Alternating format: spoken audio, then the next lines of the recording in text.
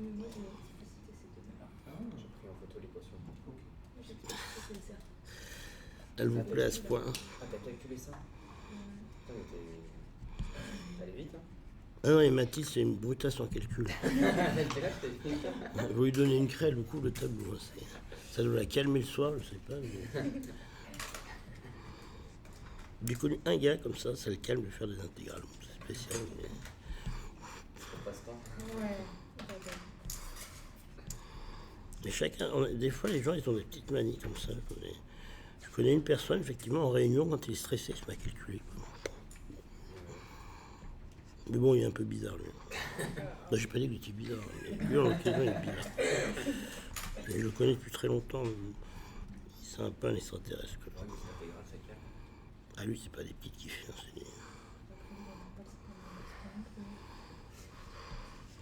non, mais c'est vrai qu'en calcul, vous avez l'air très doué. Hein. C'est un truc. Bon, donc, alors, on va d'abord poser ce que c'est F0, quand même, qu'on soit bien tous d'accord, hein, d'accord. Donc, F0, c'est une fonction de R de epsilon k et de t. Et sans surprise, je vous dis que ça fait 1 sur l'exponentielle de epsilon moins mu sur kt plus 1. Monsieur, Ouais. pourquoi des fois on utilise l'équation de Boltzmann et des fois on utilise Fermi-Dirac? Alors, pose des électrons, mais toujours Fermi-Dirac, c'est dans les phonons des formes et Boltzmann, quand il y a très peu de phonons, la basse température Boltzmann. Alors, en fait, c'est parce qu'en général, on considère justement le problème d'émettre un seul phonon ou d'absorber un seul phonon, si tu veux. On peut tenir compte de tous les phonons, mais ça devient, s'il y a vraiment un bain de phonons, on tient compte de tous les phonons. Ce qui n'est pas ce qu'on fait ici. Alors, ce qui est important maintenant, c'est ça. C'est-à-dire qu'on va dire que T dépend de R et de T. Éventuellement, il peut, je n'ai pas dit qu'on va prendre ça tout le temps, mais éventuellement T dépend de la position et du temps. Mu peut dépendre aussi de la position et du temps. Et puis epsilon k, c'est h bar 2, K2 sur 2m.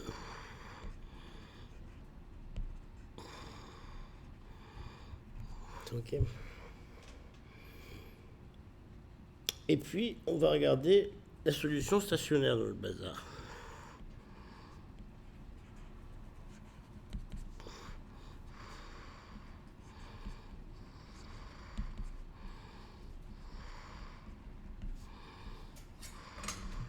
C'est pas un moins devant l'exponentielle. Moins exponentielle Non, parce que si on fait tendre E vers l'infini, ça tombe vers 0, cette affaire. Oui. Oui, d'accord, je crois. Oui, non, peut-être que j'ai mis un moins hier. C'est peut-être pour ça que le signe était faux à la fin. Je pense que c'est ça. Sacrilège. Sacrilège. Bon, la solution stationnaire, c'est on a simplement df sur dt plus v gradient r de f plus f gradient p de f est égal à df sur dp collision. Non, df sur dt, excusez-moi, c'est df sur dt dû aux collisions. Alors on va numéroter ces termes. Alors je les ai mis dans un ordre complètement bizarre dans mes notes, je ne sais pas pourquoi. Je les ai mis comme ça.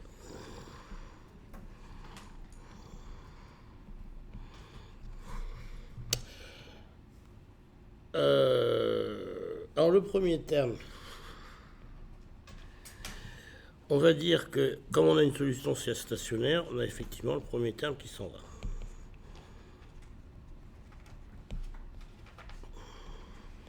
Donc on a df sur dt qui est égal à 0. Ok. Alors, on va regarder maintenant, on va sauter au quatrième terme, directement. Hop. Vous voyez qu'on a une dépendance en mu, une dépendance en R via T et via mu. En fait, j'aurais dû vous faire ça avant hier, c'est pour ça que vous êtes un peu foutu dedans, parce que je ne vous avais pas fait marquer. Enfin, on l'avait dit à l'oral, mais ça aurait été plus clair si je vous l'avais fait marquer au tableau.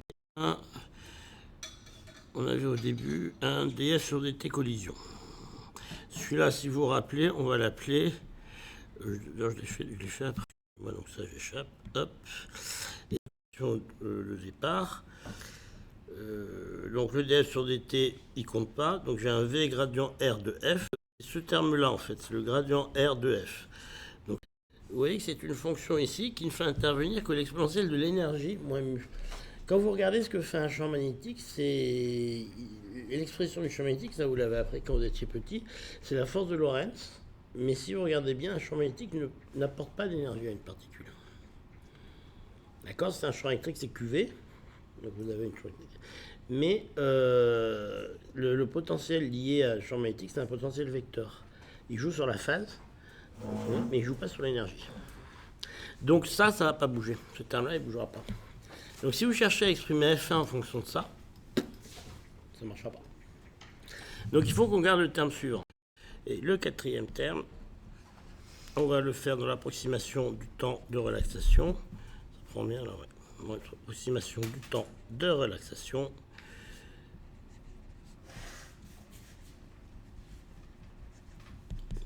Et ça nous fait simplement que moins df sur dt collision.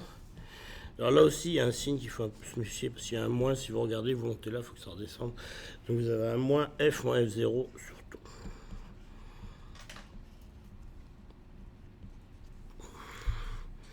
Voilà. Alors, ouais, non, tous ces trucs, on verra sur le taux de dépendance à l'énergie plus tard. Alors en fait, c'est les termes 2 et 3 qui sont un peu merdiques, en particulier le 2, donc c'est là qu'il ne faut pas trop se planter pour le 2. Le 2, vous avez un V gradient R de F0.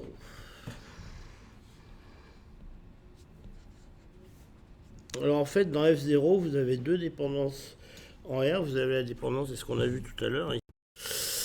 Donc ça, c'est un peu... J'ai mal fait ça hier. Donc vous obtenez directement que c'était V gradient R de mu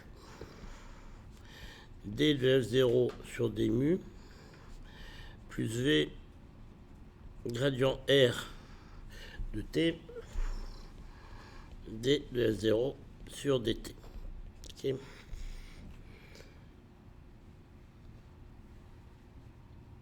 Ah oui, donc je vous rappelle aussi un truc important que je ne vous ai pas dit, c'est qu'on maintenant on trimballe des F0 parce qu'on s'est mis dans l'approximation linéaire. Hein, d'accord. Donc là maintenant on a des F0.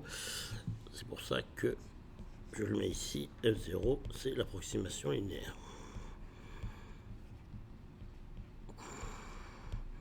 F0, c'est la fonction à l'équilibre. Voilà. Mais perturbé quand même, parce qu'on a les gradients, on a tout le machin. Alors, c'est là qu'il faut savoir dériver, sans se planter. Parce qu'il y a des signes qui nous font chier, sinon à la fin, on n'a pas bon. Donc, d de F0 sur d mu. Alors, on va remettre quand même ce que c'est, parce que sinon, on n'y arrive pas. Donc, je vous rappelle ce que c'est que F0. C'est égal à 1 sur exponentielle de bêta epsilon moins mu plus 1. Donc, alors d de F0 sur d mu, c'est égal, enfin je vais mettre ça sur KT, ce sera plus facile pour avoir le truc derrière.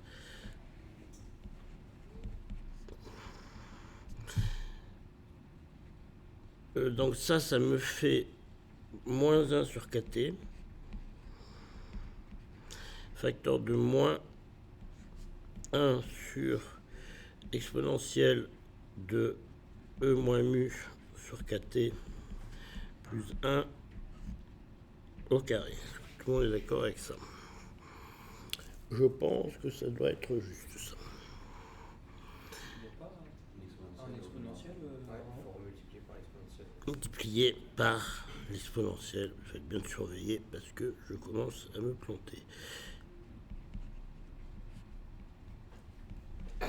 C'est ça? Alors maintenant, on fait la même pour d de F0 sur d epsilon. Et là, on n'a pas le moins. Là, on a 1 sur kt. Facteur de moins 1 sur exponentielle epsilon moins mu sur kt plus 1 au carré. Et on a aussi l'exponentielle.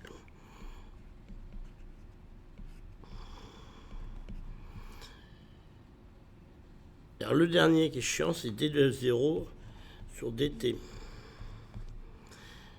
Parce que lui, il faut dériver ce machin-là, donc ça vous fait moins epsilon moins mu sur kt au carré.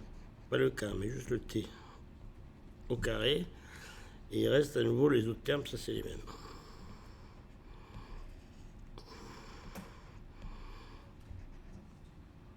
Qu'est-ce que j'écris là?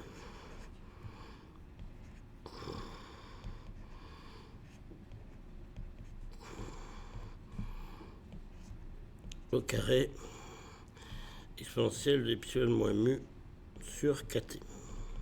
D'accord? Donc ce qu'on voit ici, c'est qu'en fait tous ces termes-là, tous ces termes, c'est les mêmes en fait. Donc ce qu'on voit directement, c'est que on peut exprimer tout en fonction de d de f0 sur d epsilon. Alors pourquoi en termes de d f0 sur d epsilon, c'est le plus sympa parce que l'électron, ce qui nous intéresse, c'est l'énergie de l'électron, d'accord? Les autres, c'est des... Donc on obtient directement que d de f0 sur d mu, c'est égal à moins d de f0 sur d epsilon, et que d de f0 sur dt, alors c'est super mal écrit, c'est pas un petit t, c'est un grand t là. C'est un grand t.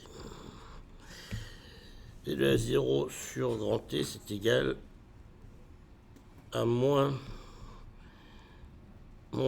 epsilon moins mu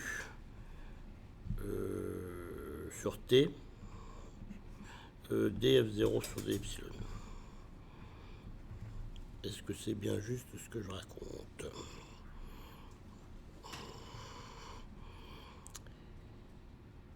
Je crois que ça m'a l'air juste. Je crois que ça m'a l'air juste. C'est bon. Alors maintenant, il ne faut pas oublier le dernier terme. Ça c'est le terme 2, hein, on a dit que c'est le terme 2.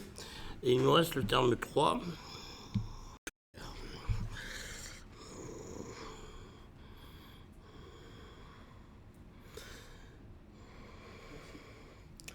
Voilà, donc ça, il faut le faire proprement, sinon après on se plante dans la factorisation et là, on est dans l'ennui si on se plante.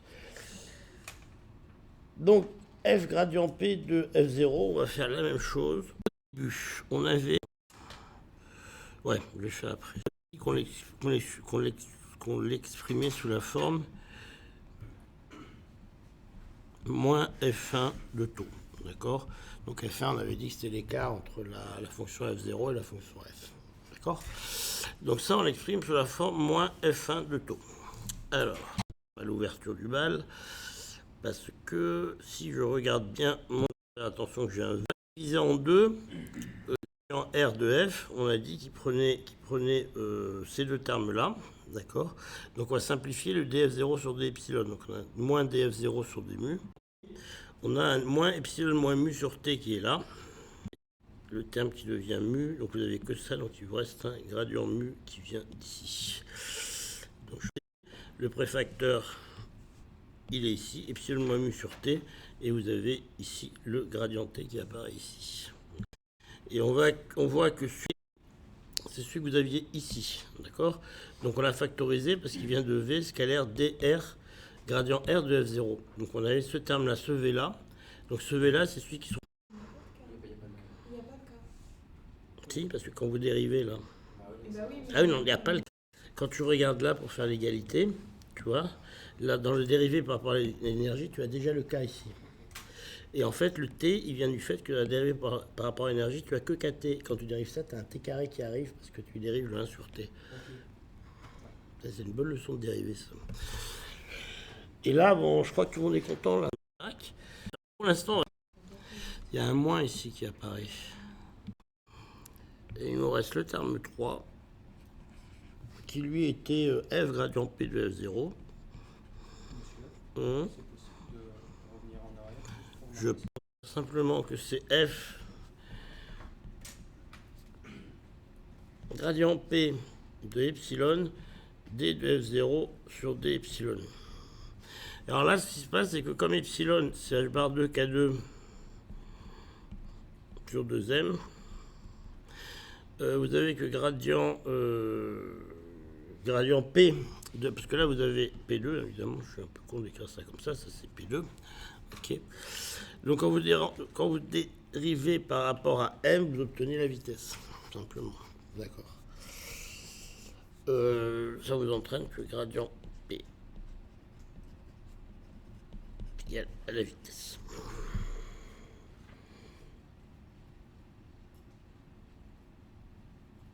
Donc vous obtenez ça simplement F fois la vitesse fois d de F0 sur d epsilon. Ok. Alors remettons tout ça ensemble en essayant de ne pas se planter dans les signes. Donc il nous reste, ceci étant dit, on arrive à moins F1 de taux est égal. Alors là, il nous reste tout le monde qui apparaît là. Et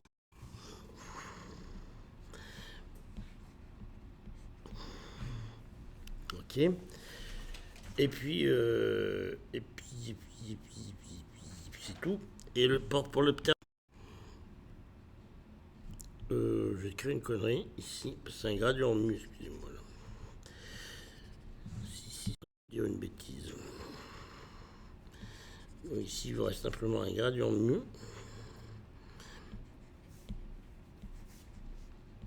Et pour le terme moins epsilon moins mu sur t gradient t. D'accord. Et puis il y a le dernier terme qu'on vient de calculer, là, celui que j'ai appelé le terme numéro 3, c'est celui qu'on vient de calculer. Il est aussi proportionnel à df0 sur dt. Ok. Et vous obtenez, alors ici aussi vous pouvez factoriser le v, parce que il faut bien faire attention, ce v là, c'est celui que vous avez au facteur ici. D'accord. Et dans le dernier terme, vous aviez aussi un v, donc vous pouvez le factoriser et il revient aussi ici. D'accord. Il ne reste pas dans la parenthèse. Et vous aviez ici un terme qui devient plus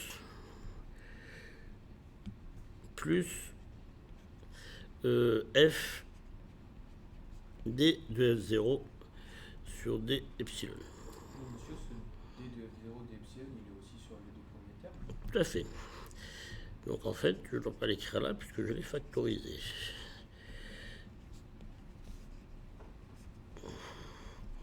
Voilà. Ouais. Là, le gradient mu, c'est par rapport à R. Et le gradient T.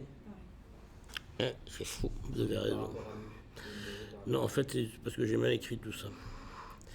Parce que je l'ai super mal écrit, ça. Parce que je l'ai mis en indice alors qu'il n'est pas en indice, celui-là. Il n'est pas en indice, là, celui-là. Il est écrit en indice, mais il n'est pas en indice, celui-là. C'est tous les deux, ça, c'est un grand T. Ça, c'est un indice là. Et ça, c'est un... Non, ça, on va la refaire. Donc là, c'est un gradient de R. Ça, c'est un gradient de R. Et mu et T ne sont pas en indice. C'est des grands mu et des grands T. Okay. Bon, alors si on va un peu plus loin, on va simplement écrire...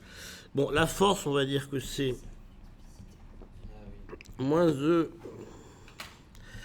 E plus V vectoriel B, donc on va dire que c'est simplement la force de Lorentz. Si vous faites ça, vous obtenez simplement que F1 sur tau est égal à V, facteur de gradient R de mu. On n'a pas de flèche, excusez-moi, j'ai une problème d'écriture là. Plus epsilon moins mu sur T, gradient R de T, plus E, facteur de E, plus V vectoriel B. Et vous avez ici un df0 sur d epsilon.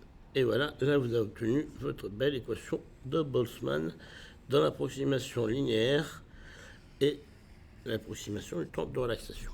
Donc là vous avez gagné. Presque. Alors en fait, vous allez voir tout à l'heure, on va le résoudre ça dans la limite où il n'y a pas de champ magnétique, ça se résout à peu près. Le problème que vous avez là, c'est le champ magnétique. Parce que vous allez voir tout de suite que le champ magnétique, ça n'apporte pas d'énergie. Et donc, ça n'est pas susceptible de modifier. Et j'ai oublié un moins, si vous avez pu... Non, mais par contre, Non, c'est bon. C'est bon. je crois que le epsilon moins mu, c'est divisé par kt carré. Non, parce qu'il y a un T qui s'en va, il y a un K qui est là, oui, ça c'est vrai, c'est KT. Alors, il y a un K, ça vous avez raison, il y a un K, mais il n'y a pas de carré, parce que si vous remontez en arrière, vous allez voir, parce que vous avez un KT carré, mais il y avait un sur T qui rentre pour faire l'égalité avec le DF0 sur T. D'accord, excusez-moi, donc, moi j'avais raison. Non, non, il y a pas. Non, parce que quand tu regardes, fais hier avec moi, c'est bien ça le résultat. Ah, Mathilde, c'est ça. Voilà, il faut toujours un calculateur dans la salle. Et l'année dernière, c'était Boris. Donc je lui ai dit, tu viens en thèse avec moi, ça fait les calculs. Voilà, donc là, on l'a. Par contre, alors faisons un peu de physique quand même. Hein? Je dis Boris en sueur. Je lui mets- Et Boris, il faisait comme lui, à regarder. Il me disait, non, là, tu t'es trompé, il y a un facteur de... Ah non, là, il y a un... J'ai regardé mon cours avant. Ouais, je sais pas si Boris... J'essaie de suivre. Non, mais c'est très bien. Non, non, mais c'est très très bien. Boris, il faisait pareil, regardez ça. Non, non, tu t'es trompé. C'est bien. Ouais, il y en a qui suivent. Ouais, non, non, mais c'est très bien. Non, mais chacun a sa méthode. Moi, je n'ai absolument aucune... Par contre, ce qu'on voit, c'est que la force, on va avoir un souci quand même. C'est que, vous voyez que là, on a un V. Et là, on a un V. Ça veut dire que ce terme-là, il va être égal à 0. Alors, pourquoi il va être égal à 0? Ben, pour une raison très simple, c'est que la fonction F0, vous voyez qu'elle ne dépend que de l'énergie. D'accord? Une fonction de Fermi, elle s'occupe que de savoir si les électrons ont plus ou moins d'énergie. Et le champ magnétique, c'est un truc qui ne transmet pas d'énergie aux électrons. Ça les fait tourner en rond, mais ça ne donne pas d'énergie. Donc, autrement dit, la réponse linéaire à l'ordre 0, c'est un truc qui n'a aucun effet. Le champ magnétique n'aura pas d'effet sur la distribution à l'ordre 0. Donc, ça, c'est un peu embêtant, parce que on ne peut pas s'arrêter là. À l'ordre 0, B n'a pas d'effet. Alors ça, on pouvait s'y attendre. Hein. Alors qu'est-ce qu'il faut faire? Ben, là, ça se complique un peu. Donc c'est toujours pareil, encore de ceux qui aiment bien les maths, ils le disent, hein, c'est-à-dire qu'il faut garder le plus bas ordre non nul. Et le F1, le F0, c'est un ordre qui est nul pour le champ magnétique. Donc il va falloir qu'on fasse quelque chose un peu plus malin pour faire ça. Alors c'est bon, dès qu'on a un champ magnétique, en fait, ça devient compliqué. Parce qu'en fait, le champ magnétique, c'est un truc qui vous couple un truc comme ça et un truc comme ça. Donc quand on l'avait fait très classiquement au début, je vous obtenais déjà une matrice qui va dans les deux sens. Et en fait, c'est vrai aussi dès que vous avez ça, parce que c'est un truc qui n'apporte pas d'énergie, mais qui vous coupe les deux trucs comme ça. Ouais. Dans l'équation, j'ai pas compris pourquoi B n'a pas d'effet. Parce que si vous voulez, là, tout ce qui est... Quand vous faites de la réponse linéaire, vous décalculez F1 en fonction de F0. F0, c'est la fonction de Fermi-Dirac. Donc quand vous regardez la fonction, le faire de façon complètement, j'allais dire, artificielle, hein, on va l'écrire, ça ne mange pas de pain, mais on verra que ça ne change pas grand-chose. Pour l'instant, on va l'écrire. D'accord? Donc ce qu'on écrit, c'est simplement que j'ai quand même un problème de signe. Où est un problème de signe?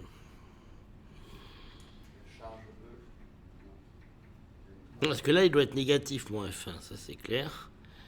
Au départ, il est négatif. Et la charge E, j'ai un problème sur la charge E. Vous avez raison, il est négatif. Et là, il est négatif aussi. Vous avez... C'était équivalent parce qu'en fait vous aviez enlevé le moins, mais vous avez tout passé en plus. Ouais, et c'est ça le problème, c'est que normalement, je ne peux pas faire ça. Alors, je vais vous dire, normalement, ce qui se passe, c'est que... Alors, revenons à la base. Normalement, ça quand j'injecte ça, il doit être négatif, celui-là. Parce que ça, c'est moins F0, moins F moins F0, donc ça fait moins F1. Donc celui-là, il doit être négatif. Celui-là, on l'a mis, il est négatif. Celui-là, il est négatif. Et...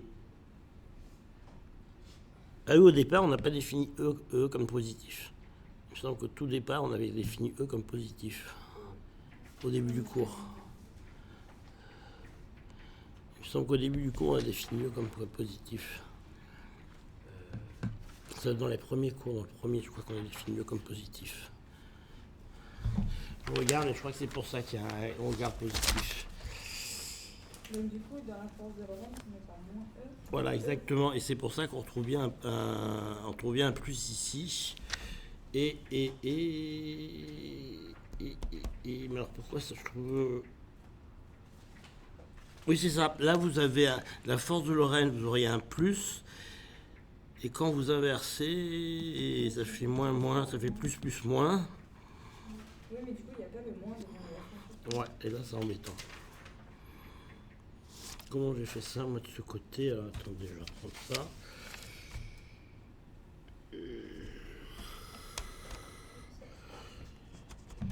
Alors, déjà, c'est moins df0 sur epsilon, c'est moins df0. Ah ouais, non, mais c'est là que j'ai déconné. Parce que le gradient P, sur ce terme-là, En fait, on factorise par moins d1 f0. voilà, factorisé par moins df0 sur d'epsilon ici. Et du coup, ça fait plus, ça fait plus. Donc ici, si on factorise, il y a un moins qui apparaît, là, c'est ça que vous me dites. Et là, c'est bien un moins. Là, c'est bon. Hum, Là, c'est bon. c'est bon, sauf que moi, je gardais un moins devant, c'est ça le problème. Sinon, il y a un problème de physique, là.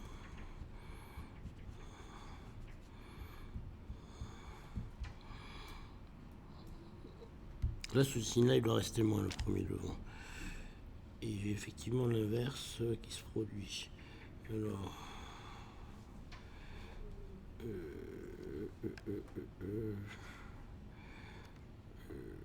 Bon, vous regarderez où c'est qui vient ce signe. Bon, là, ce signe-là, je vous l'ai garanti à peu près. D'accord, donc à un moment, ça a changé de signe. Bon. Mais Mathilde, tu l'avais bon hier au tableau, non? Ouais. Donc, bah, tu regarderas, tu me diras où c'est qu'on s'est planté, parce que là, il était bon. Non, parce que là, par contre, c'est assez important. Le moins F1 sur taux, c'est important qu'ils aient le bon signe, sinon ça ne part pas dans le bon sens. La perturbation ne va pas dans le bon sens, donc c'est un peu embêtant. Alors, ce qu'on va faire ici, on va développer, on va prendre simplement le terme, on va le faire que c'est V. Vous gardez un terme epsilon moins mu sur T gradient de T. Bon, celui-là, vous n'y touchez pas. Vous gardez un terme gradient R de mu. Vous n'y touchez pas. Alors, c'est là qu'on garde un terme moins E, parce que lui, le E va bien donner de l'énergie. Vous gardez un terme moins D de F0 sur D epsilon. Donc là, vous avez mis ensemble tous les termes qui vont bien avoir une influence quand on va mettre le champ. Tous ces termes-là vont bouger. Et après, vous allez simplement rentrer le terme qui va faire intervenir F1. Donc il vous garde un E sur H bar. V vectoriel B. Et puis ici, vous gardez l'ordre suivant, qui est simplement gradient K de F1. Puisque le F1, c'est la perturbation à l'ordre suivant. Et ça, c'est égal à moins F1 sur tau. Voilà. Et là, vous avez l'équation complète quand vous avez du champ magnétique. Et vous voyez que ça devient très très très merdique parce que vous avez le F1 des deux côtés. Vous avez un truc qui est en F1 sur tau et un truc en gradient K de F1. Et là, c'est pas gagné. Si c'est soluble, mais je vais vous donner comment ça se résout. Honnêtement, moi je le ferai pas. J'ai pris la solution, mais enfin si je suis arrivé à le résoudre, mais si vous avez une journée, vous avez que ça à faire.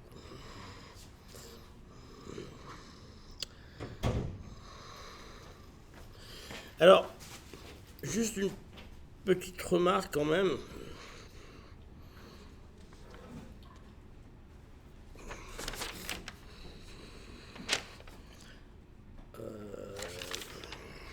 Bon, d'abord, on va calculer son champ magnétique. Après, on le fera avec le champ magnétique.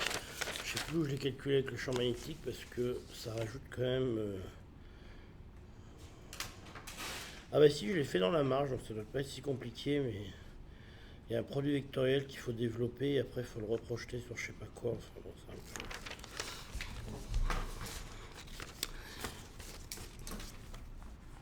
c'est un peu...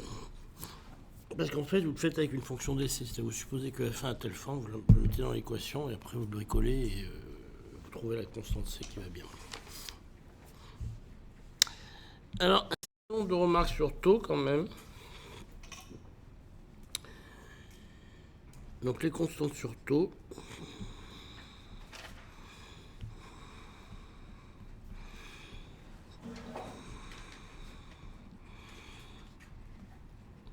Donc ça, c'est ce qu'on a discuté hier. Hein. Il faut quand même que les quasi-particules restent bien définies. Alors vous savez que, enfin vous ne savez pas encore, mais vous le saurez, que les quasi-particules, leur temps de vie, il varie comme T au carré. Par rapport à la température. Donc, quand vous êtes très près du niveau de Fermi, enfin, T au carré, 1 sur T au carré, bien sûr. Parce que l'énergie, c'est 1 sur T. Donc, près du niveau de Fermi, en gros, près du niveau de Fermi, les niveaux deviennent très très fins en énergie, donc ils deviennent très grands en temps. C'est ce qu'il faut toujours retenir. Si vous êtes petit en énergie, vous êtes grand en temps. Autrement dit, si vous posez une particule dans un niveau près du niveau de Fermi, elle va vivre très longtemps. Après, elle va relaxer dans les électrons, mais elle va vivre très longtemps. Autrement dit, quand vous faites une collision comme ça, il faut quand même que le taux de collision devienne très grand, devienne petit devant le taux de la quasi-particule. Parce que si la particule ne vit pas assez longtemps pour rentrer dans d'autres particules, ça n'a pas de sens ce qu'on fait. D'accord ? Donc il faut que le taux de la quasi-particule soit quand même très grand devant le taux de collision. Alors ça a deux sens, si vous voulez, ça. Ça veut dire d'abord qu'il faut que h bar sur taux de collision soit très petit devant EF. Enfin, EV moins EF, pardon.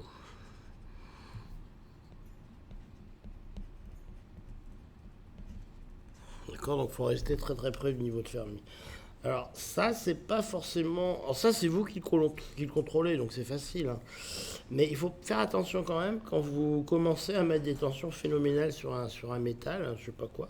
Si vous commencez à mettre des volts, vous commencez à injecter des trucs qui sont à très haute énergie, leur temps de vie peut devenir assez plus faible, je dirais. Ouais. Vous avez dit, du coup, petit en énergie, c'est grand en temps. Ouais. Proche du niveau de Fermi, c'est l'énergie... basse. Par rapport au niveau de Fermi, sans oui. Quand il n'y a pas de... Ce que je dis, le truc, c'est que quand vous êtes proche de la surface de Fermi, alors, Julia vous le dira pas comme ça, parce qu'elle a fait les bonnes écoles, donc elle a les bons mots, mais imaginez votre surface de Fermi, comme ça. Ça, c'est la surface de Fermi. Je vais vous expliquer ce que moi je comprends de la surface de Fermi. Vous avez ici l'énergie. Donc l'énergie, c'est un truc qui croît comme ça, c'est la E linéaire. Puis vous avez ici la largeur de niveau de Fermi, ce qu'on appelle le gamma. Le gamma, c'est un truc qui est en E carré. Ok. Donc vos niveaux, en gros, quand ils approchent de la surface, ils sont de plus en plus larges, mais au bout d'un moment, ils se rapetissent quand même. D'accord ? Ils se tassent. Mais quand vous êtes là, ils vont s'éloigner les uns des autres, et votre gamma, comme il est en carré, il y a un moment où ils vont plus se marcher dessus. Ils sont bien séparés. Donc vous pouvez définir une quasi-particule ici. Elle a un temps de vie qui va rester grand. Quand vous arrivez trop en énergie, vos niveaux, ils se marchent dessus. Là. Parce que la densité de niveau ici, vous allez voir, c'est essentiellement un truc qui va dépendre de l'énergie. Donc là, ils se montent dessus et vous arrivez à un truc, vous avez un truc qui est une soupe de je sais pas quoi, et vous n'avez plus des niveaux bien définis ici. Ce qui vous sauve, en fait, le crossover, il est à peu près là. Quoi. D'accord. Là, vos quasi-particules deviennent noyées dans le continuum, vous ne pouvez plus les définir. Et ça, c'est l'espace entre niveaux, et le temps de vie, il décroît comme 1 T au carré. Donc quand vous posez une particule très près du niveau de Fermi, elle se promène pas pendant des heures, mais pendant un certain temps. D'accord, qui essentiellement est sur l'énergie. Par exemple, on se rapproche des basses températures au niveau de Fermi, là, il commence à devenir, on va dire, c'est l'énergie maximale que peut... L'énergie de Fermi ne dépend pas de la température, hein, si vous voulez. Par contre, ce qui peut se passer, c'est que vous avez... c'est plutôt... les énergies caractéristiques, l'énergie de Fermi n'intervient jamais dans un métal quand on travaille. Contrairement à si vous travaillez avec des phonons, vous pouvez faire intervenir l'énergie de Curie, enfin toute une énergie que vous explorez. L'énergie de Fermi dans un métal, vous ne l'explorez jamais. Elle est beaucoup trop grande. Même, par exemple, dans un supra, il faut voir que Ça, c'est un truc que vous apprenez avec Hervé. Dans un supra, tout se passe à l'énergie de Fermi. C'est-à-dire qu'on parle de l'énergie de condensation, machin, mais en fait, vous avez toujours 90% ou même plus des électrons qui sont peinards, ils ne bougent pas, vous ne les voyez pas, mais ils sont là. Vous condensez que une petite partie de vos électrons. Et à basse température, en fait, vous refroidissez pour des énergies autres que l'énergie de Fermi. Par contre, ce qui se passe, effectivement, c'est que vous avez des petits blobs de l'énergie de Fermi ici. Des petites vaguelettes, des petits blobs comme ça. Ça, ils sont gouvernés par la température, ces petits blobs. D'accord. Ça, c'est des excitations, et ça, si vous êtes froid, vous les avez plus. D'accord. Un métal, elle est grande l'énergie quand même par rapport aux autres. Ouais, voilà, quel hier, c'est 20 000 degrés. Hein. Ouais. C'est extrêmement grand. Du coup, les temps de vie quand même, ils sont dans un métal, c'est pas les mêmes que. Ah ouais, les temps de vie sont pas les... Mais ça dépend, parce que c'est par rapport à la surface de Fermi que vous définissez ça. Mais quand vous êtes proche de la surface de Fermi, ça dure longtemps un électron, parce que c'est un truc qui vit bien. Mais ça, c'est à cause de la théorie du liquide de Fermi, donc vous verrez ça avec Julia. Ça se définit bien parce que c'est à cause de la surface. Et ça dépend de la dimension aussi, hein, c'est pas, ça dépend de la dimension, cette affaire. Mais ce que vous changez, les petits blocs à la surface, ça, il dépend de la température. Ça, c'est l'excitation du liquide de Fermi, d'ailleurs. Qu'est-ce que je voulais dire? Bon, donc on a eu cette belle équation. Donc on avait dit quand même qu'il faut que le temps de vie soit grand devant le temps de collision. Bon, ça c'est bien. Puis il faut aussi que... Alors, la température, c'est vrai aussi. C'est-à-dire qu'il faut quand même que H sur taux soit aussi... que taux soit plus grand que... Alors, un autre truc caractéristique, c'est ça soit plus petit que KT. C'est-à-dire si vous commencez à chauffer comme des bêtes, vous commencez, ce que ça veut dire, c'est pareil, vous commencez à injecter des électrons tellement chauds que finalement ils vont relaxer très très vite et vous n'aurez plus du tout le temps d'avoir des collisions. Ça, c'est des électrons chauds. Ou même si vous mettez des tensions qui sont énormes, vous avez le même problème. C'est-à-dire que vous êtes dans un régime qui n'est plus du tout un régime linéaire. Bon, ça c'est évident, c'est ce qu'on avait dit. Hein, quand on fait une excitation F1, si on commence à l'éjecter à des EV du truc, ça ne marche plus du tout. Donc en général, la limite qu'on se met dans un conducteur expérimentalement, c'est que vous essayez de rester à peu près à EV égale KT, si vous voulez. Alors si vous voulez avoir une image physique de ce que ça veut dire, eh bien vous essayez d'imaginer, alors évidemment avec toutes les approximations qui vont bien, un niveau de Fermi. Donc on va dire qu'à T égale 0, le niveau de Fermi c'est ça, poum, poum. Vous avez la densité d'état, vous avez T ici, non, vous avez E ici, vous avez la densité d'état, puis vous avez EF ici, d'accord, puis ça passe à 0 comme ça, d'accord. Alors les puristes vous diront que c'est pas exactement une marche, parce que bon, quand vous avez fait les bonnes écoles, vous apprendrez que c'est pas exactement une marche. Alors, quand vous avez EV, en fait, ce qui se passe, c'est que ce truc-là, vous le décalez un peu, d'accord. Là, vous avez EV. Donc quand vous mettez une différence de potentiel, c'est en gros ça qui se passe. La température, vous pouvez la définir comme ça. C'est un arrondissement de la fonction de Fermi. D'accord. Alors, pour moi, le régime linéaire, c'est essentiellement quand cet écart-là en température n'est pas plus grand que cet écart-là en tension, si vous voulez. Ou inversement, l'écart que vous mettez en tension n'est pas plus grand que l'écart que vous mettez en température. Donc à ce moment-là, vous ne perturbez pas plus le système par votre tension qu'il ne l'est déjà thermiquement. Donc vous pouvez considérer que vous restez dans un régime linéaire. Ça peut être plus compliqué quand vous regardez de la mésophysique ou des choses comme ça, mais globalement, ce que vous pouvez dire, c'est que tant que vous êtes dans un régime plus petit que KT ou EV plus petit que KT, bon ça c'est important pour les expérimentateurs par exemple, vous pouvez considérer que finalement vous n'injectez pas plus d'énergie que ce qu'il a par le chauffage.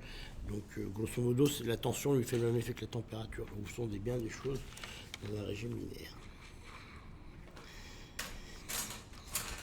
Bon, ça c'est quand même important hein, parce que quand vous faites des manips, il y a plein de gens qui commencent à dire ah, je mets de la tension, c'est pas linéaire. Bon, c'est pas linéaire, ça peut vouloir dire plein de choses. Ça peut vouloir dire qu'on est en train de sonder les états excités, ça peut être très intéressant. Ça peut vouloir dire tout bonnement qu'on est en train de chauffer. Et là, c'est pas la même chose. Là, la température, ouais, c'est un 1 sur le carré, c'est ça? La température? Oui, c'est pour ça que vous avez. Non, la température, ce que je veux dire, c'est quand vous prenez un métal tout con puis vous le chauffez. Ça veut dire que la distribution de Fermi se met au niveau de Fermi à devenir comme ça. Ah oui, c'est vrai. Parce que vous prenez des électrons en haut, les balancez en haut. Vous pouvez avoir une certaine largeur. Bon, si vous mettez une tension qui est plus petite que cette largeur-là, vous pouvez considérer que vous ne perturbez pas trop le système. Ça se passe bien. Si on consomme des tensions qui sont énormes devant ça, ben, vous êtes dominé par les effets de votre tension, les effets que vous cherchez à avoir. Enfin, vous pouvez chercher les effets de cette tension. Alors, ce qu'on va faire maintenant, c'est qu'on va commencer par calculer ce qu'on sait calculer, ce qui est toujours un bon début. Ici, on va calculer la conductée dans les cas simples. Allons-y. On va pas faire comme les ordinateurs quantiques, on va calculer quelque chose. Ben si, parce que maintenant que vous savez que 1 plus 1 ça fait 2, je trouve que vous avez fait un grand pas dans votre connaissance. Ben, je sais pas, peut-être qu'il n'était pas au courant. 40% de temps, ça fait 6. Ah bah oui, ça c'est le problème. Vous avez vu qu'il y a un concours d'ordinateurs quantiques à Grenoble, là? Au mois d'août, ouais, il y a un Quanta, je sais pas quoi. Et il y a donc tous les trucs, le grand Raoult, ils ont fait un concours d'ordinateurs quantiques de programmeurs, donc ils ont fait venir des gens. Ils doivent proposer le meilleur algorithme, je sais quoi, quantique. Et moi je me suis dit, putain, ils ont fait un ordinateur quantique vachement bien et tout. Surtout qu'il y a 40 processeurs. En fait, j'ai regardé, mais en fait, ils ont fait un ordinateur classique qui simule un ordinateur quantique, et c'est là-dessus qu'ils font leur compète, quoi. Donc les mecs, ils arrivent à s'exciter sur un truc qui simule un ordinateur quantique à 20 bits. Quoi. Ouais, c'est le progrès RH. Quoi. Donc dans les cas simples, on va faire un truc qui marche. C'est bien parce que... Non, je trouve que ça a un intérêt abstrait. Pour les matheux, c'est très bien, mais bon, bref. On va arrêter. Si on sait faire 3 x 5, on peut participer. Ouais, non, mais je pense que si vous faites 3 x 5 avec des qubits, je pense que vous pouvez plus que participer. Là, vous ferez vraiment le... Tu peux arrêter les études. Je pense que si demain, enfin, je pense que vraiment, ouais, je pense que Google, ils peuvent vous embaucher, vous payer très bien. Mais vous savez, Google, quand ils ont fait leur truc, ils avaient fait un truc marrant. Ils étaient allés, je crois que c'était à Yale, ils avaient embauché un mec, je crois que c'était Dave Viland. Ils avaient pris le mec et tous ses postdocs, tous ses thésards, ils ont embauché tous les mecs. Quoi. Et c'est là qu'ils avaient fait leur premier gros papier. Puis après, Dave Viland s'est barré parce qu'il avait dit c'est pas possible de travailler là-dedans. Les mecs, tout ce qu'ils voulaient, c'est de la pub, etc. Quoi. Mais ils avaient acheté leur frigo chez Blue Force, et c'est un de mes anciens thésards qui travaillait là, qui travaille toujours là-bas d'ailleurs. Et il me dit, il était arrivé, là, il dit, il me faut un frigo comme ça, vous avez $1 million. Et il leur fallait un accès comme ça, avec 50 grilles. Pour $1 million, vous buvez le cul, hein, donc ils ont fait un frigo comme ça. Et c'est ce fameux frigo qui a fait la suprématie quantique, là. Ah oui. Voilà. Et c'est Xavier qui a publié un truc en levant le loup là-dessus, parce que y a pas de, la fidélité est ridicule, on ne pouvait pas vraiment calculer quelque chose. En fait, ce frigo, si vous voulez, c'est un système où leur qubit, ils fabriquent un état quantique et ils le projettent. Mais ça, vous n'avez pas besoin de fidélité, vous avez besoin de rien avec ça. Vous fabriquez, vous projetez, c'est ce que vous faites. Vous ne calculez rien. Donc, bon, ça, c'est... Voilà, quoi. Et c'est effectivement Xavier qui avait publié un truc en disant c'est du flan, ce truc-là. C'est joli, quoi, c'est bon. C'est une jolie manip. Hein. Parce qu'on va avoir 23 quand même, c'est pas gagné. Non, mais Xavier, il a prouvé. Bah, en fait, il a prouvé le problème, c'est que. Il y a quand même. Non, là, il y avait quand même une arnaque dans leur truc, c'est qu'ils avaient une belle courbe, la courbe qu'il vous a montrée, là. Et déjà, il y a un truc, c'est que les derniers points, c'est pas des points mesurés, c'est des points extrapolés quand même. Déjà, les derniers points où il parle de 10 000 fois meilleurs, c'est pas des points mesurés. Donc, ça pose problème avec Xavier, il avait montré qu'en fait, il trouvait un facteur 10 000 parce que. En gros, il calculait pas bien, c'est-à-dire qu'il faisait un calcul où il mesurait, il calculait, dans le calcul classique qu'il comparait, il calculait tous les états possibles du qubit. Et en fait, Xavier avait montré, ça peut lui demander, j'ai un peu oublié, qu'en fait, pour trouver le même résultat, du fait qu'on n'a pas une fidélité de 1, il suffisait de calculer quelques états. Et qu'on avait la même chose. C'est-à-dire que si vous avez une fidélité à 100%, il faut calculer tous les états. Mais si vous avez une fidélité qu'à 60%, c'est pas la peine de vous faire chier à calculer tous les états, puisque vous êtes à 60% de fidélité. Et donc à ce moment-là, vous n'avez pas un gain infini, vous avez un gain qui en fait est très faible. Vous avez bien monté le plus sur votre PC, quoi. Et en fait, c'est là où le piège il est, dans leur papier. Mais ça arrive des fois où ils sortent des papiers qui sont pas falsifiés ou pas? Parce que là, Non, mais celui-là, il n'est pas falsifié, il est un peu... en nommer beaucoup plus intéressantes quand même. Non, mais il n'est pas faux, simplement il est. Ça dépend par quel bout vous le regardez, quoi. Ouais, mais c'est bizarre quoi de. Enfin, j'ai l'impression qu'à chaque fois qu'ils sortent un papier, c'est celui qui a la plus grande quoi, et on nommait tous les trucs qui sont Mais vous n'avez pas le importants. droit de dire ça parce que vous allez vous retrouver au bureau de la. Ah, il y a une fille dans la salle.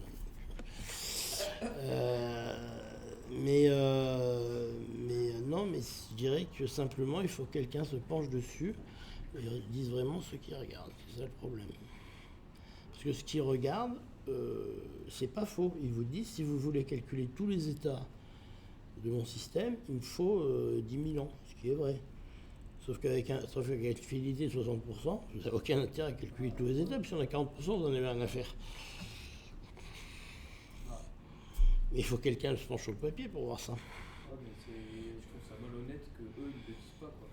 C'est juste qu'ils sortent un papier qui paraît révolutionnaire, mais en omettant de dire des trucs qui les rendent le papier normal. Je veux dire, j'ai lu un papier, j'ai coupé le micro sur le chaque fois. Un cas simple, c'est la conductivité. Alors, premièrement, voilà quelle est conductivité. Alors, relation de dispersion quadratique.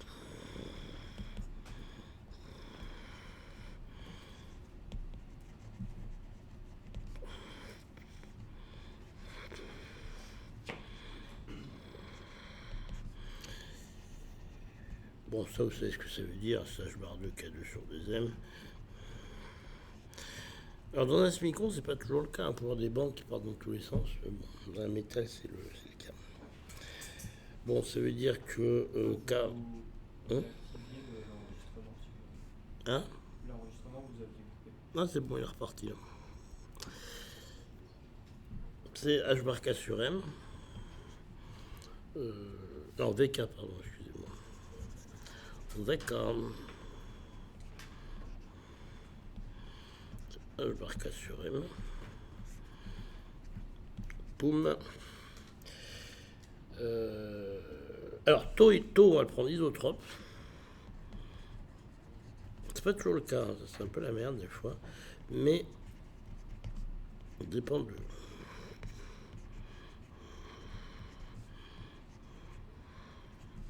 Alors en fait, dans les métaux, ça se passe bien, c'est assez simple. Et alors, il y a un cas qui est vraiment merdique, c'est le silicium. Alors en fait, c'est assez bizarre parce que historiquement, c'est vraiment ça qui a. Enfin, on fait tout en silicium et on sait très bien le processer. Mais par contre, c'est affreux au niveau de la description parce que c'est un système qui a 6 vallées en fait sur les 6 axes. Il y a 3 poches de conduction, il y a du scattering entre les poches, c'est des gaps indirects. Enfin, c'est un truc affreux à décrire. Mais historiquement, c'est ça dont on sert le plus. Alors, allons-y pour la conductivité thermique. Moi, c'est du 9. Conductivité thermique isotherme.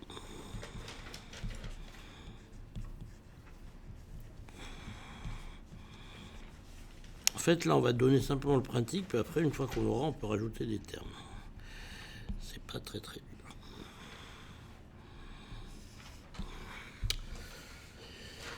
Donc, on prend E uniforme et constant.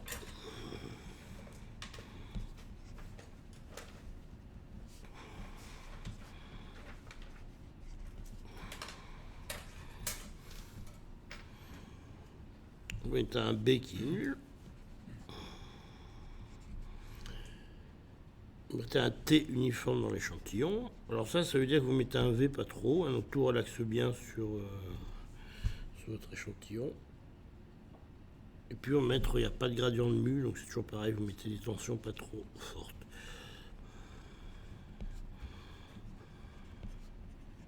La conductivité thermique isotherme, c'est quoi? C'est la conductivité de la chaleur à une température constante, mais ça me paraît un peu.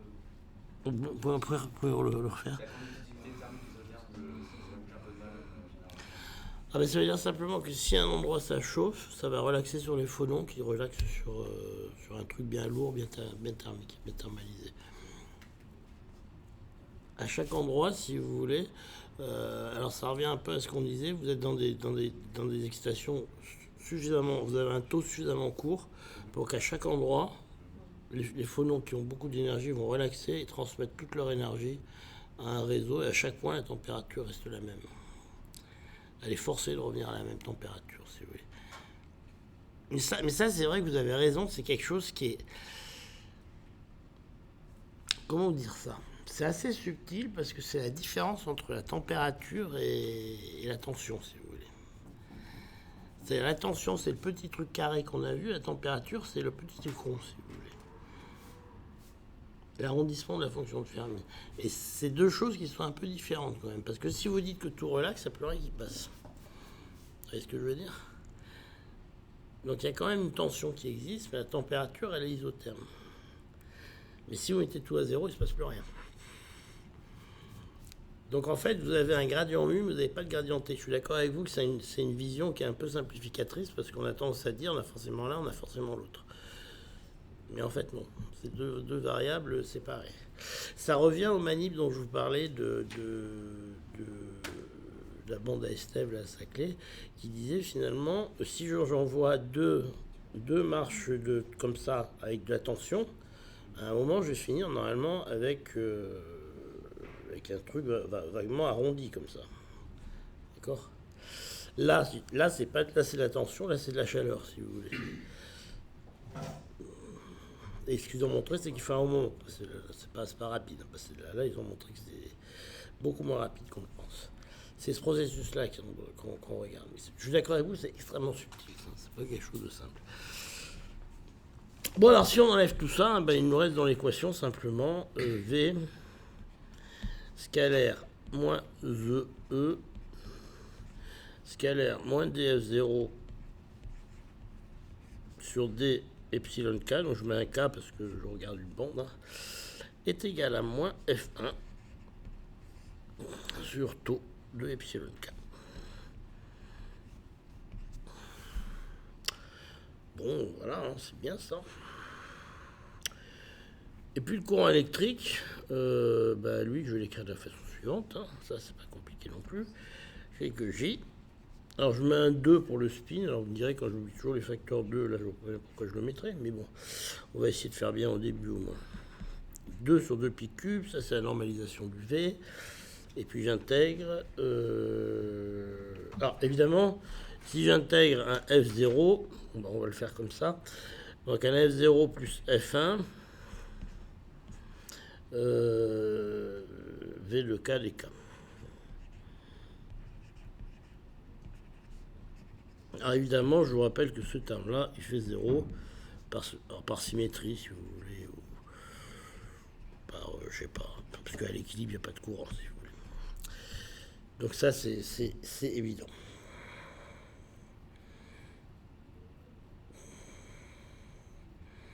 Bon. Monsieur, juste une question. La dernière fois qu'on avait écrit J, on avait écrit l'intégrale de dp, V fois F. Là, du coup, on a dk. Comment on obtient le... On va mettre dans l'équation, comme ça après on en discutera quand on est dans le truc. On va remettre tout l'aplomb dans le J, ça on en discutera ce qui ne va pas. Donc vous obtenez que J est égal à 2E sur 2 pi cube. Et puis vous avez une intégrale alors de E, taux de E, et puis vous avez un V scalaire E qui apparaît. Donc ça c'est parce qu'on a le champ électrique hein, qui vient dans la force, c'est la force. Vous avez un moins df0 sur d epsilon, puis vous avez un V dk. Donc, est-ce que c'est bien... Alors, moins F1, c'est taux de E. Donc, vous avez ici le VEE, c'est celui qui apparaît ici, avec le E qui est là. Le taux, c'est lui. Le DF0 sur d'epsilon, c'est lui. Et le VDK, c'est lui. Je crois que c'est juste. Là, vous avez quoi la dernière fois? Dans le J? Non, ouais, c'est ça que vous me disiez. Vous avez un problème avec... Mais je pense que c'est juste un changement de variable dans l'intégrale. Oh ouais, non, ça me paraît juste, ça, non, vous êtes d'accord? Non, je sais pas, les autres... C'est le coefficient de mon intégrale. Le 2e sur 2 pi cube? Ouais. Parce que j'ai dû mettre le spin, ça fait un 2, et puis une normalisation de 2 pi cube. Bon,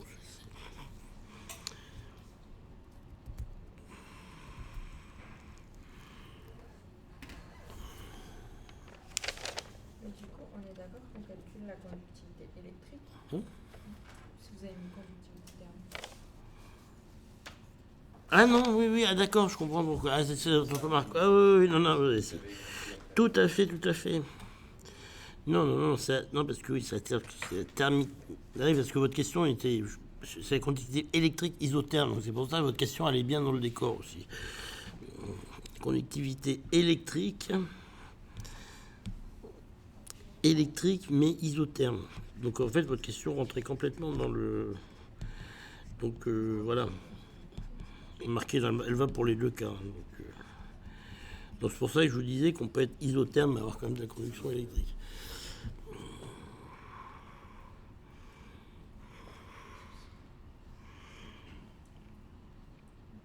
Donc pour le courant E, on va le prendre EX 0, 0. Et on se retrouve avec J qui est égal à 2E sur 2 pi cube.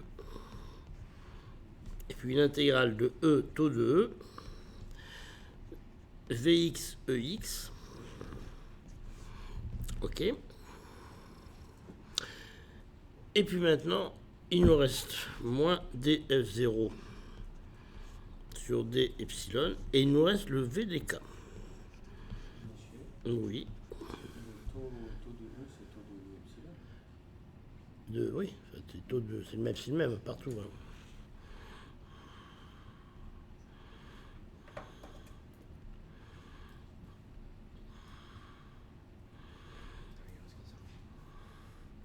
Donc voilà, donc là c'est presque facile. Vu qu'en fait, tout ça c'est un truc qui va bien.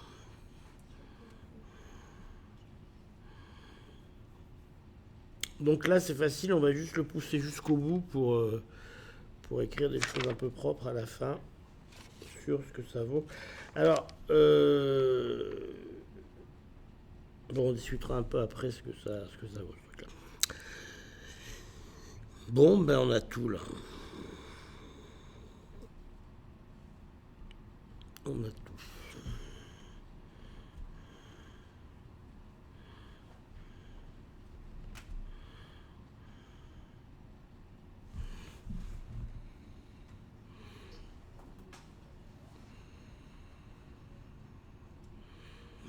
Alors, ce que je peux faire maintenant, c'est que si je m'intéresse qu'à la position X, je peux mettre ici Vx, puisque je m'intéresse qu'au courant sur la position X. Donc, je vais garder que la composante en X. Donc, je peux remettre ici... Je peux mettre ici un Vx. OK. OK. Et sinon, j'aurais fait les trois termes Vx, Vy, Vz. Je m'intéresse qu'au terme en X. Et à ce moment-là, je fais apparaître un truc que vous aimez bien, qui est ce terme-là. D'accord, qui est le terme Vx carré, donc qui est l'énergie de mon photon.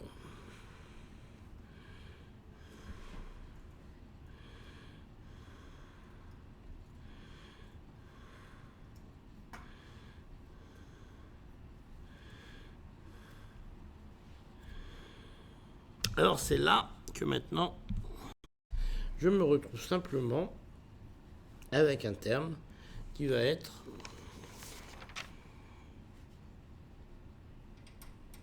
mais alors il manque une. Ah non c'est bon, excusez-moi. Ouais, alors par contre, alors, ce qui serait sympa ici, c'est que on va se retrouver avec des Vx carrés. Et donc ça va nous sortir une énergie. Donc ce qui serait sympa, c'est juste une astuce, au lieu d'intégrer en K, d'intégrer en énergie. D'accord? Parce qu'on voit que le Px carré, ça va nous sortir une énergie. Donc on va simplement passer à l'intégral en énergie. Bon, ça c'est technique, hein, mais bon, c'est sympa quand même de revoir un peu de technique. On passe en intégrale sur l'énergie. Alors le seul truc à faire, c'est de ne pas oublier la densité d'état à un moment. D'accord? Parce que vous avez le passage de dk qui va faire intervenir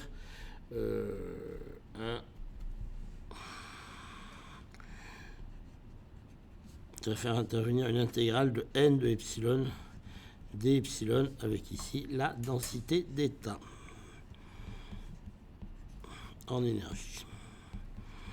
Alors évidemment, j'ai encore oublié un truc, parce que dk, c'est dk sur 2pi au cube. Parce que le facteur de normalisation dans les dk, c'est 2pi au cube.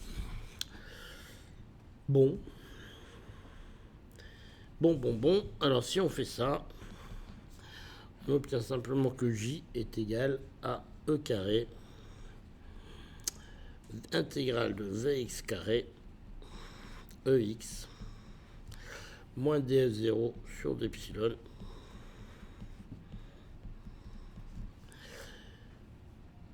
n de epsilon taux de epsilon d epsilon. Alors ça c'est sympa parce que j'ai plus d'énergie là-dedans.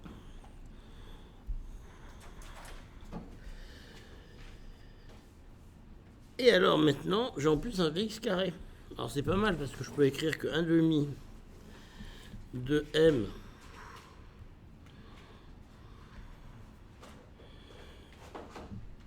ouais 1 demi de m Vx carré plus Vy carré plus Vz carré, c'est l'énergie de mon électron. Donc c'est 3 demi de m Vx carré si je considère que c'est homogène. Monsieur, Oui.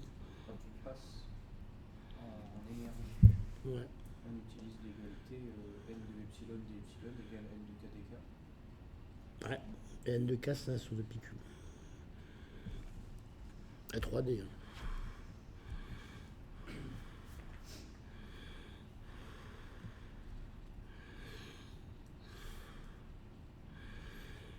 Donc, je remets tout ça dans mon machin et j'arrive au fait que Jx égale à E carré. Maintenant, je prends ce bazar et ça me fait un 2 sur 3m.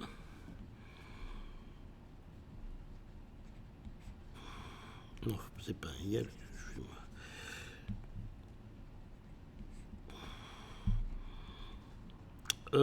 Il me reste une intégrale sur l'énergie EX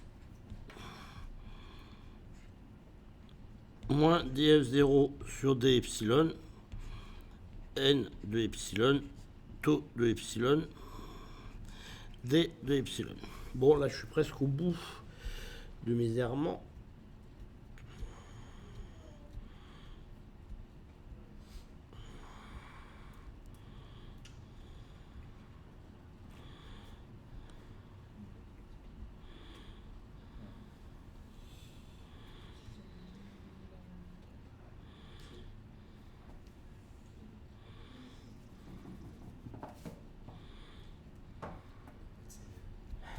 Alors on va définir un peu des choses, vous allez voir plus tard, parce que c'est quelque chose qu'on va utiliser tout le temps. On va définir d'abord le nombre d'électrons libres par unité de volume. Donc ça vous le connaissez. N, c'est le nombre d'électrons libres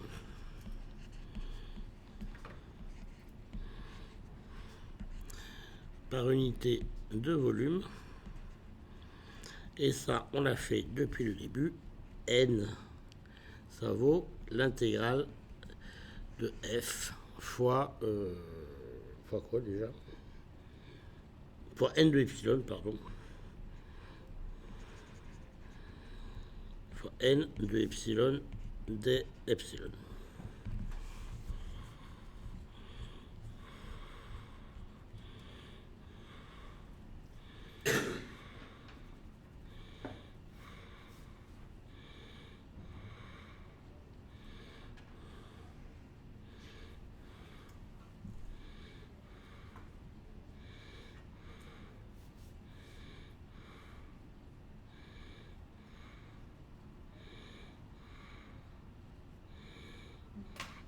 Et puis la densité d'état intégré, qu'on appelle grand N,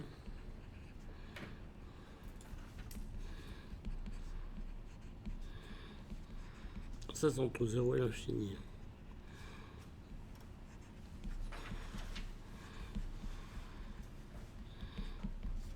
Grand N, c'est l'intégrale entre 0 et l'infini de petit n de epsilon prime d epsilon prime.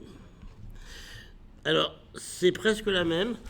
Vous voyez simplement que si vous faites petit f égale 1, ben vous trouvez la même chose en fait. Si vous faites petit f égale 1 et que vous coupez votre truc à l'énergie de Fermi.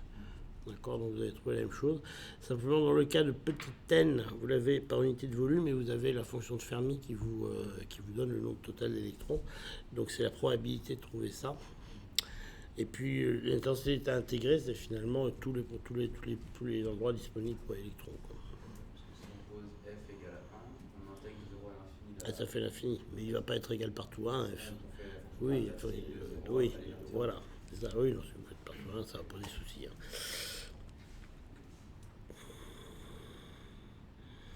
Puis donc la densité dk intégrée sur toute l'énergie, vous allez trouver le nombre d'électrons par contre. Par exemple, il y a un truc que je n'arrive pas à bien comprendre, c'est quand vous mettez l'énergie égale 1 demi de m dx carré, carré égale 3 demi de m dx carré. C'est un grand N. Qu'est-ce qui nous fait dire que vy carré égale vx carré et que vz carré égale vx carré? Parce que c'est isotrope. Quand là on est dans la configuration où il y a un déséquilibre et justement je m'attendrais à ce que vx carré soit strictement supérieur à vy carré. Ah ouais, non, mais en fait, non. On considère que Alors, encore une fois, vous avez à la fois raison et tort. Vous avez raison dans le terme que si c'était complètement isotrope, on trouverait 0 comme courant. Vous avez raison. Ceci dit, on considère qu'ils sont isotropes dans la mesure où la... Alors ça, c'est intéressant d'ailleurs, ce que vous dites. C'est que si vous regardez une sphère de Fermi, vous regardez le déplacement dû au transport, en fait, c'est que dalle. Donc c'est très très proche d'un truc isotrope.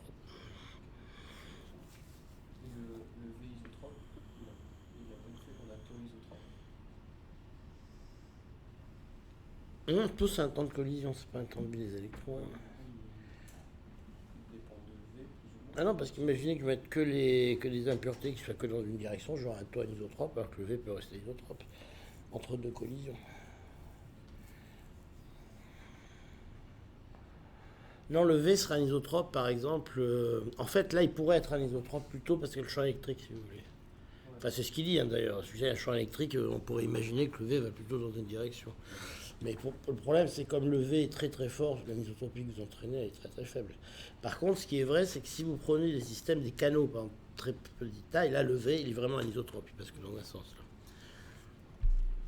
Bon, alors après, vous allez voir ce qu'on va faire. Alors là, pour l'instant, là, vraiment, c'est que de l'écriture. Donc, je vous la fais parce que c'est important. On écrit toujours les choses comme ça. Mais pour l'instant, là, il n'y a plus de physique. Hein, c'est vraiment pour l'écrire comme ça. Donc, on va écrire simplement que n, c'est-à-dire l'intégrale de n de epsilon, f0 de epsilon, d epsilon. Donc je vous laisse faire au milieu, il y a une intégrale par partie ici, que je vous laisse faire, hein, vous êtes les champions de ça. Et vous trouvez grand N de epsilon, donc vous avez intégré le N de epsilon, F0 de epsilon. Alors là c'est important que vous preniez entre 0 et l'infini, moins l'intégrale entre 0 et l'infini de grand N de epsilon, moins df0 sur d epsilon, Donc c'est u'V moins u'V', vous trouvez ça. Alors ce terme il est nul là, dans les deux bornes, d'accord, parce que F0 c'est nul en 0, et non, c'est F0 qui est nul en l'infini, et grand N d'epsilon qui est nul en 0. Donc ce terme là il est nul. Et vous trouvez finalement que sigma... Alors sigma, il ne faut pas perdre deux yeux où c'est, hein. Sigma il est là. Hein, donc, rappelez-vous, vous avez calculé 4 lignes en dessus. Hein. Pas perdre de vue la sphère. Donc sigma est égal simplement, on a calculé ça pour écrire sigma sous la forme suivante. Sigma égale 2 tiers de E carré sur M.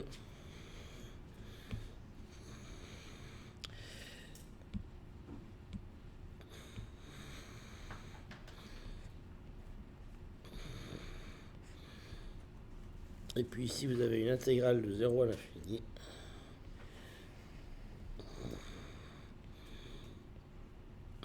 De moins df0 df0 sur d epsilon fois l'énergie n de epsilon, ah merde, putain, j'ai fait le truc qu'il faut pas faire. J'ai appelé n de epsilon de trucs différents. Parce que celui-là, c'est la densité d'état. D'état. Petit n et grand n. Non, il y en a 3. Si, il y en a un petit n et grand n. Ouais, vous avez raison. Donc le petit n, c'est la densité d'état, et grand n, c'est la densité d'état intégrée. D'accord? N de epsilon, taux de epsilon d'epsilon.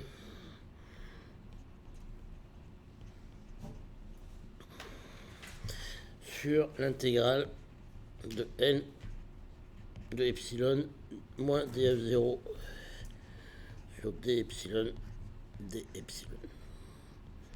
Voilà.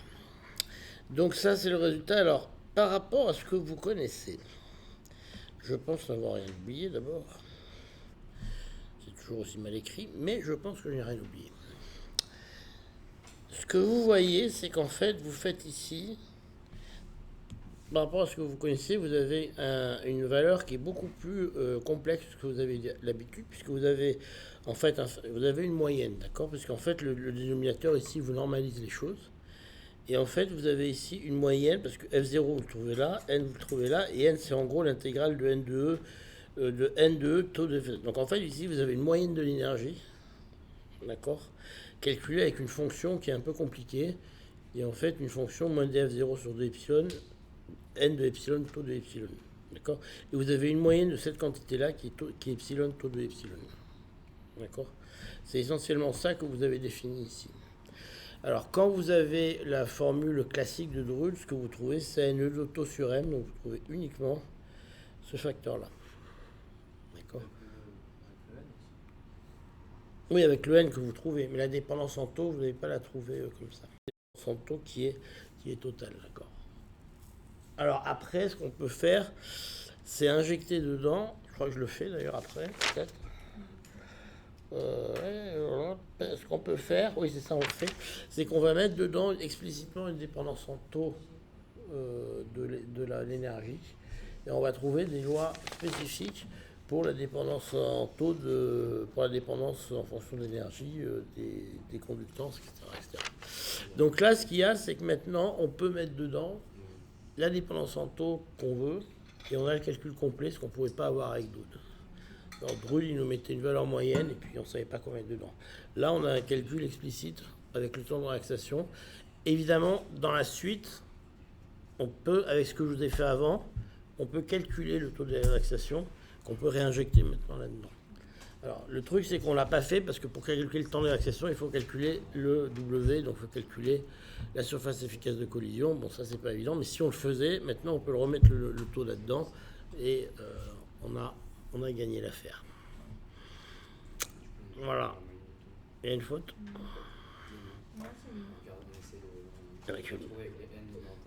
Ouais, ça c'est un peu la merde. Par contre, cette formule, je vous la garantis à peu près.